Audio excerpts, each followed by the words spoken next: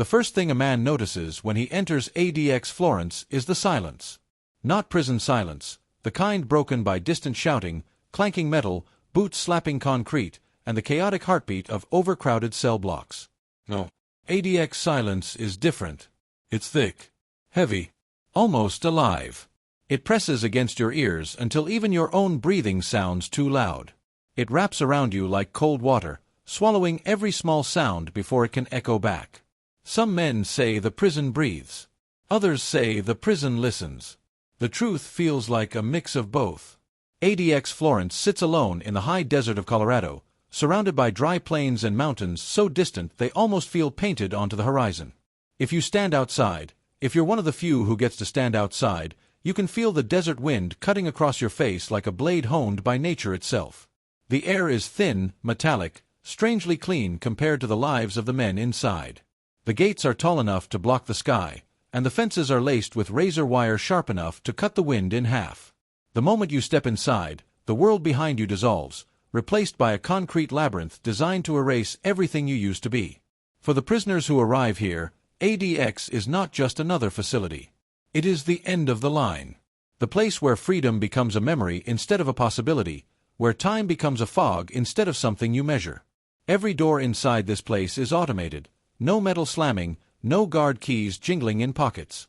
Just a low mechanical hum, followed by the whisper of steel sliding open and closed. No emotion. No hesitation. No human rhythm. If a door could have a heartbeat, ADXs would be cold and controlled. Inside a typical cell, the world shrinks to a small concrete box, sealed behind a steel door with a single narrow window, a slit barely wide enough to show a shred of sky. The window isn't placed at eye level. You have to tilt your head upward, like you're looking at the sky through a wound in the wall. You can't see the ground. You can't see the yard. You can't see another human being. You see only sky. A reminder that the world still exists, even if you no longer belong to it. Each morning begins the same way. A soft mechanical buzz. A tray slot sliding open. A meal that appears without a voice behind it. No greetings. No instructions. No presence. Just the cold exchange of necessity between the free and the confined. A man wakes up alone. He stretches his arms, careful not to bump the concrete desk or steel sink. The sounds he makes feel out of place, as if the cell itself is surprised he dares to break the silence. Some men talk to themselves. Others hum old songs from when their lives meant something. A few whisper prayers, not because they're religious, but because prayer is the only conversation they're allowed to have. Hours pass. The prison doesn't provide clocks. You feel time instead of measuring it. Some days feel like minutes. Some minutes feel like days. The walls absorb everything, your thoughts, your pacing, your sighs, and give nothing back. Eventually, a guard will appear behind the small, thick glass panel in your door. He won't smile. He won't frown. He will simply observe.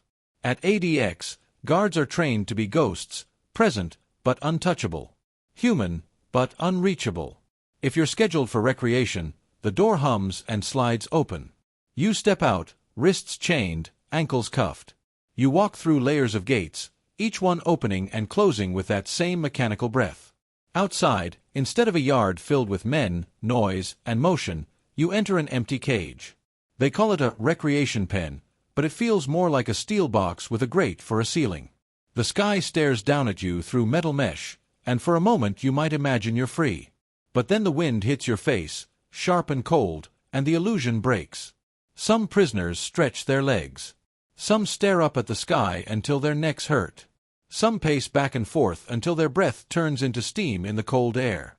For that single hour, you experience something that resembles space. But it's still a cage. Still a controlled silence. Back in your cell, the world shrinks again. You read. You write. You think. Thinking is dangerous in ADX.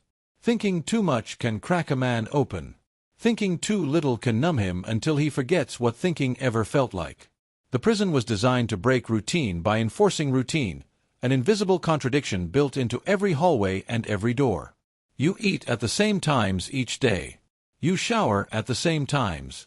You move through the same steps, the same motions, the same breaths. And yet, men come out different. Some sharper. Some calmer. Some hollow. ADX Florence houses men who can't be trusted anywhere else. Gang leaders, domestic terrorists, international criminals, escape artists, violent offenders. But inside these walls, everyone becomes the same thing: isolated, silenced, monitored. The prison doesn't ask who you were. The prison decides who you will become. Even the guards feel it. Their voices soften when they enter the wings. Their steps become measured. Their posture stiffens slightly, as if the weight of the building presses down on them too. During the night, the silence moves differently. It thickens, settles across everything. Some prisoners lie awake, staring up at the faint glow of the ceiling lights. Others drift into restless dreams where the walls bend and shift like living creatures. And always, always, the mechanical hum of the doors echoes faintly through the blocks, as if the prison is turning over in its sleep. A man sits on the edge of his concrete bed, elbows on knees, staring at the floor. The silence feels like a second skin, clinging to him, sinking into him. Sometimes he imagines peeling it off like a layer of old paint, revealing the person he used to be. But the longer he sits there, the harder it is to recall the details of that person. Name, face, voice, family, past. All of it starts to blur, like ink bleeding across wet paper. Some prisoners write letters they never send. Some work out until their bodies ache just to feel something other than stillness. Some pace in endless circles, tracing patterns only they understand. Some stare at their windows for hours, searching for meaning in a strip of sky too thin to hold any answers. As night deepens, the faint desert winds whisper against the outer walls. The sound is distant, muffled, but persistent. It reminds the prisoners of something they can't quite identify. Freedom. Movement. Life. Something. But inside ADX Florence, something else whispers louder: the weight of choices, the echo of consequences, the quiet confession of silence. Because here, the walls do not simply exist. They remember. They breathe. They hold every sound, every mistake, every forgotten thought in their cold embrace. And the men inside, no matter how strong, eventually learn the truth that ADX was designed to teach. You can survive without freedom. You can survive without sunlight. You can even survive without touch. But surviving the silence? That is the real sentence. And it lasts far longer than the time written on paper. Night comes quietly to ADX Florence, so quietly that most men inside don't even realize it has arrived. There's no sunset to watch through the tall, narrow windows carved into the concrete. No orange sky. No fading daylight. The world outside could be burning or flooding or celebrating, and a man locked in America's most secure supermax wouldn't know anything about it. Time here is something that slips between the cracks without ever showing its face. When darkness arrives, it doesn't descend like a curtain. It soaks in. It creeps through the ventilation shafts, spreads across the corridors, and fills every corner of the prison like ink poured into cold water. The silence, already heavy, somehow becomes heavier, thicker, deeper, like something alive pressing against the walls. A prisoner lies on his concrete bed, staring up at the ceiling. He has counted every line, every bump, every tiny imperfection. He knows the shape of the shadows when the light hits from the left. He knows how long it takes before the dim cell lights begin their nighttime flicker. He knows the hum of the ventilation system so well he can tell when the frequency shifts by a fraction. In a place built to eliminate all stimulation, the mind grabs anything it can and holds on. He hears a distant cough, somewhere down the tier. It bounces off the steel, echoing just enough to remind him that there are other men here, other souls breathing the same recycled air. But he won't see them. He won't speak to them. He won't touch them. Not today. Not tomorrow. Maybe not for years. In ADX Florence, human connection exists only as a rumor. A guard walks past his cell, the rhythm of polished boots tapping softly on the floor. The prisoner turns his head slightly, listening. 1, 2, pause. 1, 2, pause. He knows this guard's pattern. Every guard has one. You learn them. You memorize them. You map them in your mind because routines are the closest thing to companionship you'll get. The guard stops briefly in front of the door, but he doesn't look in. His training tells him not to. Eye contact is a thread, and threads form connections. And connections, in a place like this, can unravel things that are meant to stay tight. He presses a button on his handheld device, and the prisoner's door hums softly in response. Locked, sealed, absolute. Then the guard moves on, footsteps fading into the mechanical heartbeat of the prison. That sound, the hum of doors, the vibration of the ventilation system, the faint electric buzz in the walls, never fully stops. It becomes the only music the men hear, a soundtrack of isolation that plays day and night without pause. The prisoner shifts slightly. His mattress is thin, his pillow thinner. He doesn't complain. To complain, you have to remember what comfort felt like. He's not sure he does. He closes his eyes. In the darkness behind his eyelids, memories drift in like shadows through fog. The world he left behind, streets, noise, family, mistakes, feels unreal now, like scenes from a movie he watched once but can't fully recall. The edges blur. Faces fade. Names slip away. Time becomes a flat circle with no beginning and no end. In ADX, memory is both a gift and a punishment. Sometimes he wonders which one is worse. He opens his eyes again when he hears a whisper through the vent. A soft, almost ghost-like sound. Someone in another cell murmuring, words too muffled to understand. The prisoner shifts closer to the vent, listening. He knows he won't catch the sentences. He just wants to hear the voice. Because even a voice he doesn't understand is proof that the world hasn't disappeared completely. Prisoners communicate this way, through vents, through pipes, through the rare echoes that find their way around corners. It's not a conversation. It's not even a dialogue. It's survival. It's a reminder. You exist, I exist, we are still here. Sometimes the whispers fade. Sometimes they continue through the night. Sometimes they return days later with a different rhythm, a different breath pattern, a different man. But the presence, or even the illusion of presence, is enough to keep some men from unraveling completely. Lights dim. The prison shifts into night mode. Across the tier, another prisoner sits cross-legged on the floor, back straight, fingers pressed lightly against his knees. He meditates, something he picked up years ago, something the staff encourages because it helps maintain order. He breathes in and out, counting silently. 1, 2, 3. The air tastes like cold metal. It always does. He imagines the world outside. Not the world of noise and movement, but the desert itself, the open space, the moon hanging over the Rockies, the wind moving freely across the sand. He imagines standing out there, letting the breeze touch his skin. In this place, imagination is the last form of freedom left. When morning comes, it doesn't arrive with sunlight. It arrives with a sound, the subtle shift in the ventilation system, the soft clicks as the internal lock cycle for the first check of the day. The prisoners feel the change before they see it. One by one, steel doors slide open just enough for a tray to be pushed through. Breakfast. The same meal for almost everyone. A guard's hand appears for half a second before the slot closes again. The man behind the door never sees a face, only a glove, a tray, and the rituals of isolation performed with surgical precision. In ADX Florence, even food arrives without conversation. The day moves forward the way every day moves forward here, slowly, mechanically, without urgency.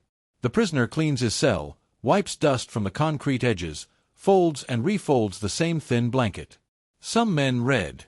Some write. Some stare into nothing for hours. Most try not to count the seconds because the counting becomes its own kind of madness. Around midday, recreation time arrives. A guard appears at the door, accompanied by 2 more, standard procedure. The prisoner is instructed to back up to the slot. His wrists are cuffed through it. Then his ankles. Only once he's secured do the guards open the door, guiding him through layers of gates and checkpoints. The recreation yard is not a yard at all. It's a solitary cage, small, enclosed by steel mesh, with a narrow slice of sky overhead. Some prisoners call it the box within the box. The man steps inside. The guards lock the gate behind him. He has 1 hour. He can walk in circles, stretch, stare at the sky, breathe real air for the first time since yesterday. He hears nothing but the wind brushing against the mesh and the quiet rumble of distant desert traffic. No voices. No shouts. No crowds. Just him, the sky, and the knowledge that freedom hangs somewhere above but never within reach. Some days he tries to identify shapes in the clouds. Other days he closes his eyes and listens, to the air, to his heartbeat, to the faint vibrations from the mountain range. Today he simply stares at the sunlight. It feels foreign, almost too bright, like something that belongs to someone else. When his hour ends, he's escorted back the way he came, through gates, checkpoints, and steel doors that slide with clinical finality. Once he's inside again, the silence returns like a blanket thrown over the senses. Night approaches.